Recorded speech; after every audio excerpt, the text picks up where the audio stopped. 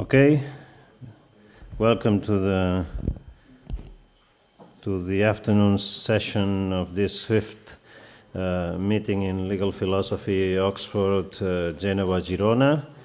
Now, with the presentation of Jorge Baquerizo from the University of Girona about the topic on the limits of constitutional amendments. 13 minutes for you. Thank you, Jordi. Good afternoon to all. I am really glad of being here and also grateful to have this opportunity. Well, to begin with, I want to summarize what I'm going to talk about. I am developing a research on constitutional changes that affect rigid constitutions, that is, written constitutions which cannot be amended in the same way that ordinary legislation because of the lengthier or more complex process for their amendment.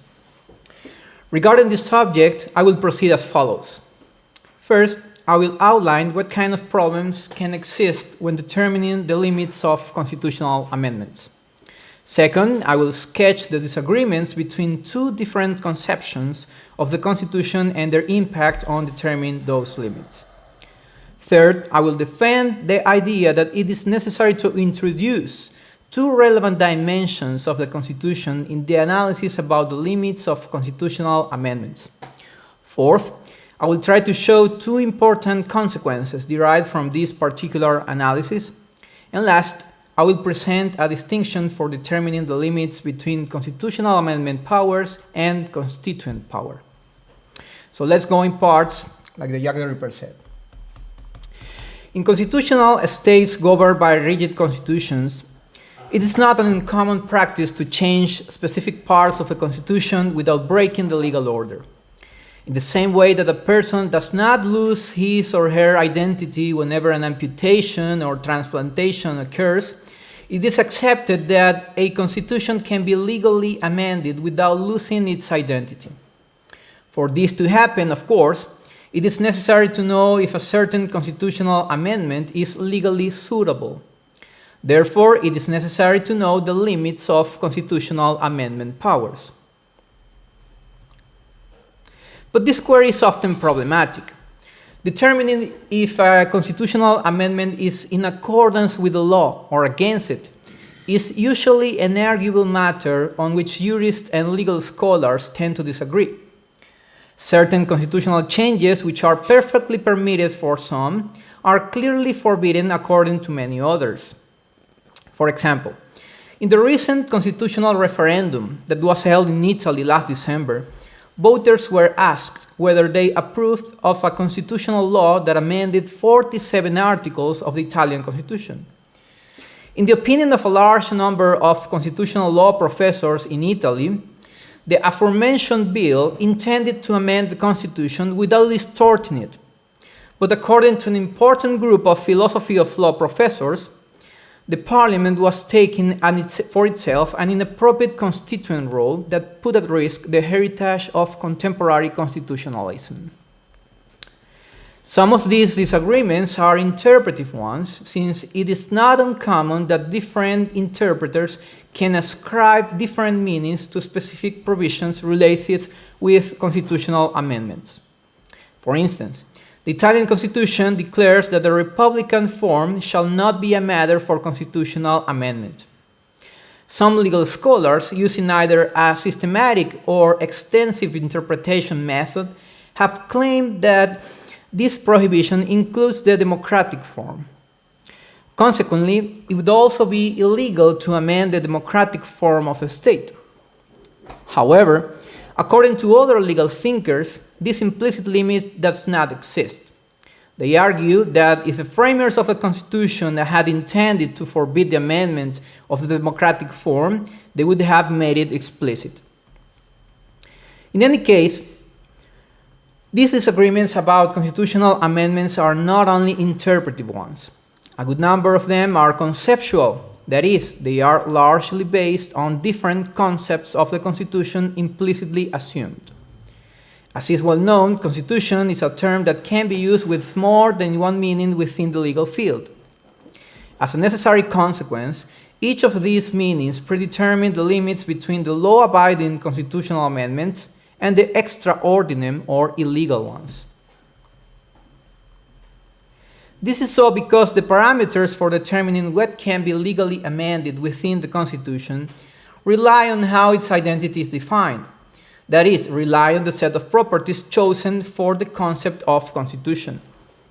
Put simply, if the underlying conception of the Constitution is different, the stance of the limits of constitutional amendments will be different too. To show this point, it is not necessary to address all the different concepts of the Constitution and their implications on this subject. Since this is a short presentation, I think it would be enough to present a broad opposition between a formal conception and a substantive conception of a constitution. In doing so, I will follow closely the characterizations made by Professor Riccardo Guastini in several of his works. In a substantive conception, it is assumed that the Constitution is a coherent and cohesive ensemble of ethical, political principles and values. More accurately, the Constitution is understood as an axiologically structured system of norms composed by, on the one hand, marginal norms, and on the other hand, fundamental or supreme principles that build up the axiological identity of the Constitution. If this perspective is adopted, those supreme principles operate as logical limits, which cannot be amended. They are unamendable. They are considered logical or conceptual limits because they derive from the concept of constitutional amendment itself. Therefore, a constitutional amendment can modify everything but the identity of the Constitution. Otherwise, it would not be just an amendment. Hence, even if they were not written in the constitutional text, those limits are considered intrinsic to any constitution, regardless of their content or interpretation. It follows that the axiological identity of the Constitution under this conception could never be modified in legal ways. That could only happen in illegal or revolutionary ways. Starting from these premises, for this substantive conception, every marginal modification that does not alter the axiological identity of the Constitution is a regular exercise of the constitutional amendment powers. Although, if a certain modification distorts the supreme principles of the Constitution or subverts the ethical political values that configure its substantive or axiological identity, perverting its spirit, then such modification, even if formally legal, for example, under the guise of a so-called constitutional amendment formally executed, could not be a genuine constitutional amendment.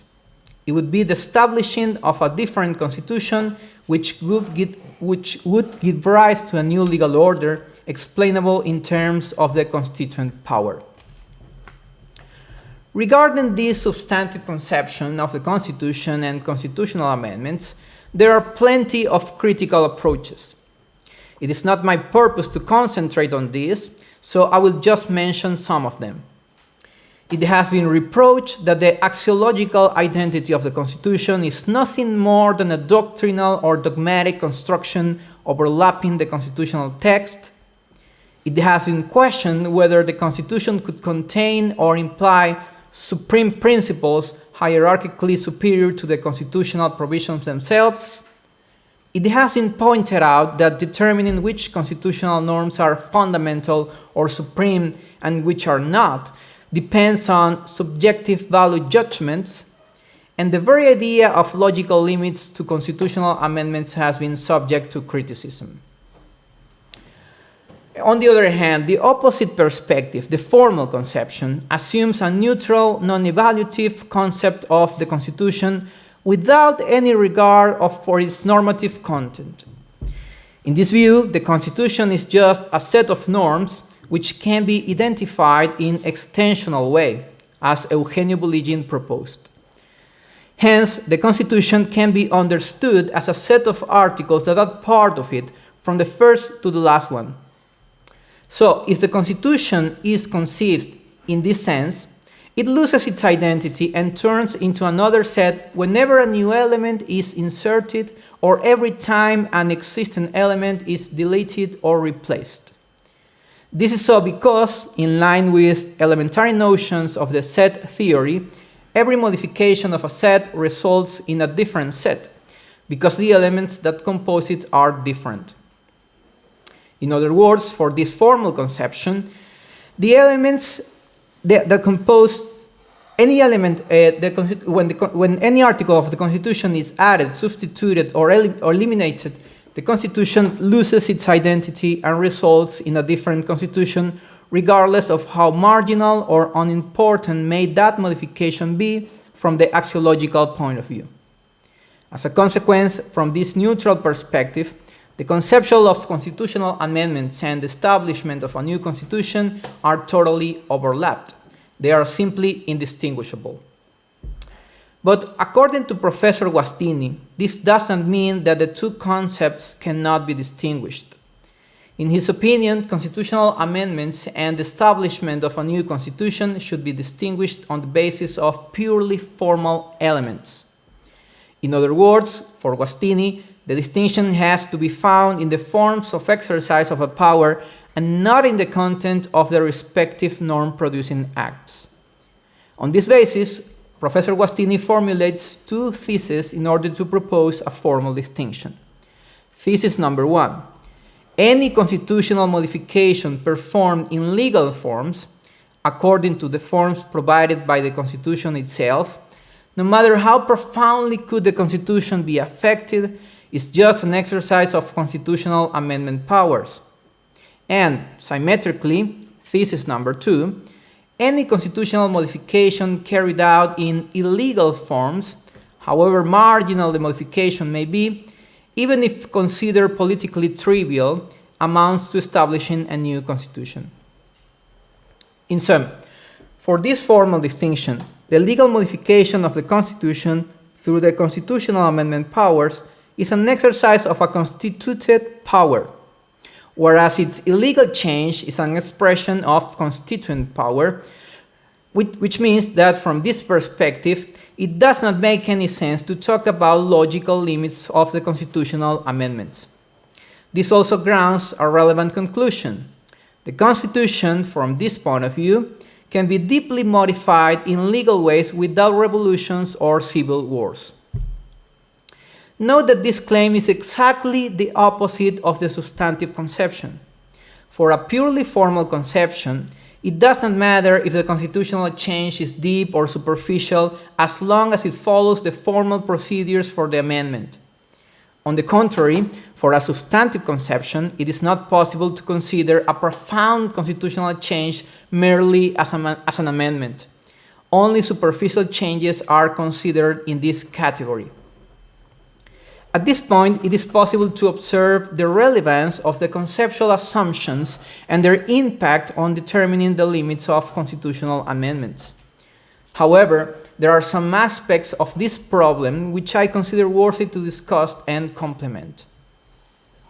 First of all, I think it's very important to distinguish two relevant dimensions of the Constitution regarding this matter: as an object to be amended and as a regulative guide to produce an amendment. In doing so, I will refer to the classic conceptual distinction between legal provisions and legal rules, that is, between normative sentences and their meanings. On the one hand, as an object to be amended, it is important to consider that whenever a constitutional amendment is to be performed, the object to be modified is the constitutional text, that is, the set of normative sentences that compose a written constitution. This assertion is based on the following facts. Number 1, when the constitutional provisions regulate the amendment of the Constitution itself, the regulation lies in the norm-producing acts which introduce, repeal, or substitute legal provisions within the written Constitution. Number 2, the norm-producing acts which dispose a constitutional amendment always refer to the text, like the article X is hereby repealed, or the article B is now substituted with the following article C, etc. This is so by definition. A norm-producing act is a speech act which creates legal provisions. And number 3, the modification of constitutional rules, that is, the modification of the meanings ascribed to the constitutional text, is a different phenomenon related to constitutional interpretation, not to constitutional production. In other words, when we talk about constitutional amendment, it is obvious that we are not talking about modificatory constitutional interpretation. We are talking about the change of the constitutional text. On the other hand, as a regulative guide to produce an amendment, we have to take into account that, of course, not every change in the constitutional text implies a constitutional amendment, since only legal modifications count as that. But what kind of constitutional changes are considered legal? The answer to this question seems to be evident. Legal constitutional changes will be those which comply with the relevant constitutional provisions regarding the specific amendment. The problem with this answer is that constitutional provisions within a written constitution are often drafted in ambiguous, vague, or open-textured terms and phrases. Because of these grounds of the indeterminacy, commonly observed by legal scholars, it is very usual to stress that constitutional provisions can lead to different and incompatible interpretations, which, moreover, change from time to time. If this is acknowledged, the answer for the previous questions cannot be found in the constitutional text, but in the constitutional meaning. It depends on the operative interpretations of those constitutional provisions. In other words, it depends on the constitutional rules in force which regulate the constitutional amendments. Assuming an empiricist ontology of law, for constitutional rules in force, I understand the norms actually applied, that is, actually used in deciding cases by supreme constitutional organs. In a nutshell, the Constitution could be understood in two relevant senses regarding the subject matter: as a set of legal provisions which can be modified by concrete constitutional amendments, that is, as an object to be amended, and as a set of legal rules in force which determine what is the meaning for legal change of the constitutional text. In other words, as a regulative guide to produce an amendment. As can be seen, the introduction of these two dimensions of the Constitution in this analysis allow us to take into account what could the meaning of legal or illegal constitutional amendments be, something that cannot be explained just by means of an extensional definition of the constitutional text.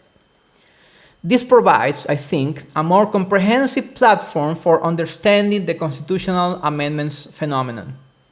However, to introduce this modest complement also entails two consequences which I would like to detail.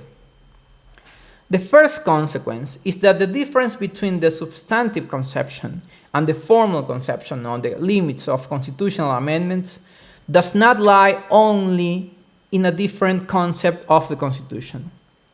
Both conceptions could agree that the Constitution, taken as an object to be amended, may be understood as a set of legal provisions.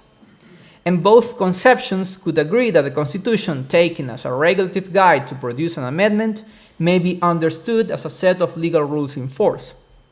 Notwithstanding, for the formal conception, the limits of constitutional amendments are legal rules inferred just from the constitutional text, while for the substantive conception, those legal rules are derived either from the written document called Constitution or from a framework of supreme principles and or fundamental values of constitutional nature which, from this point of view, exist previously and independently of the constitutional text.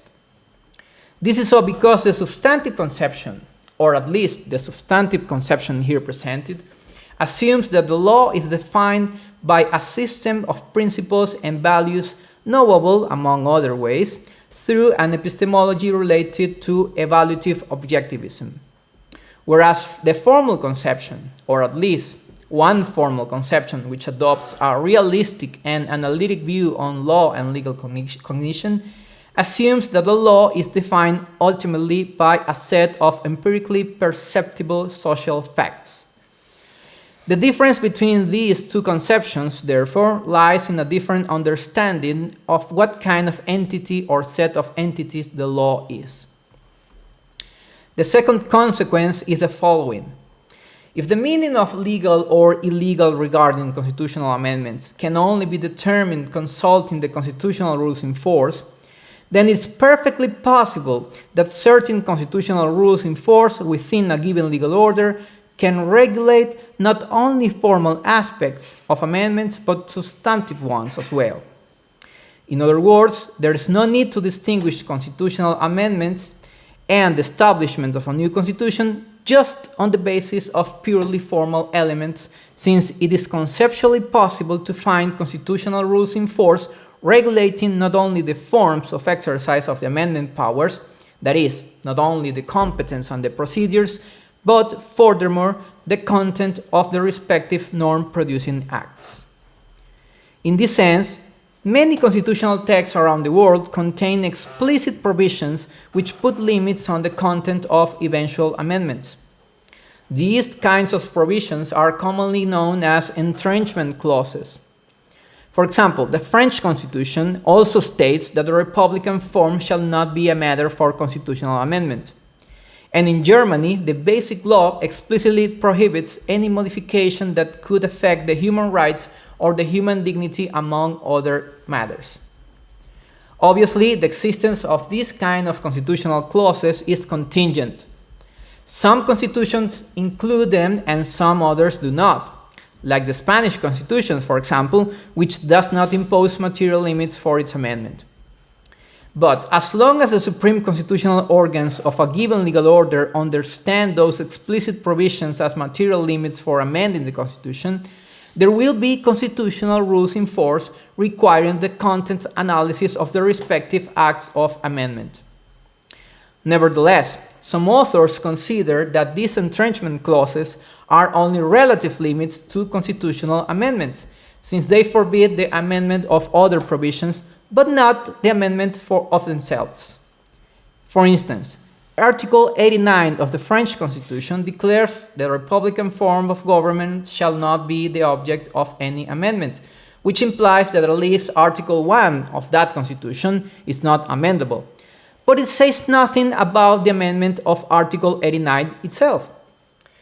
This case is very common, but it raises a difficult question. Do the entrenchment clauses include an implicit prohibition for amending themselves? For those who answer no, it is possible to repeal an entrenchment clause and then, in turn, or even simultaneously, to modify in any sense the constitutional articles no longer protected against an amendment.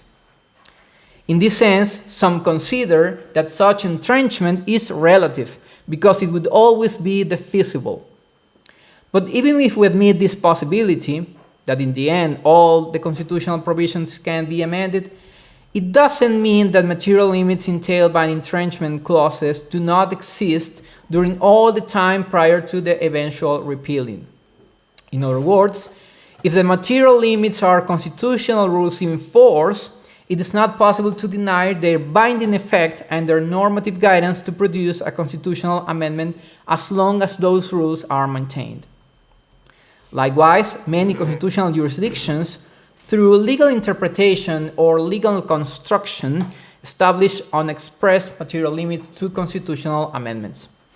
For example, the Italian Constitutional Court identifies the inalienable rights of the human being in such category. Even though their constitutional text does not say anything about the prohibition of reforming those rights, they are considered non-amendable.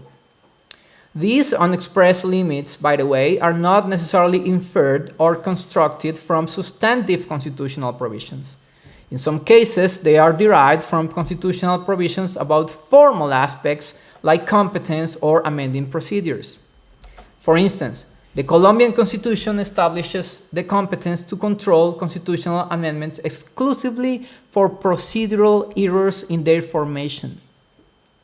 Nonetheless, the Colombian Constitutional Court has interpreted that such competence includes the unexpressed power to review whether a specific amendment is only modifying rather than replacing the Constitution, which implies, in the opinion of that court, the competence to review the content of constitutional amendments. In any case, these unexpressed material limits are also contingent. Some constitutional jurisdictions have stipulated them, some others have not. And again, this is the case of Spain. But as long as the supreme constitutional organs of a given legal order understand that there are implicit material limits for amending the Constitution, there will be constitutional rules in force for requiring the content analysis of the respective acts of amendment.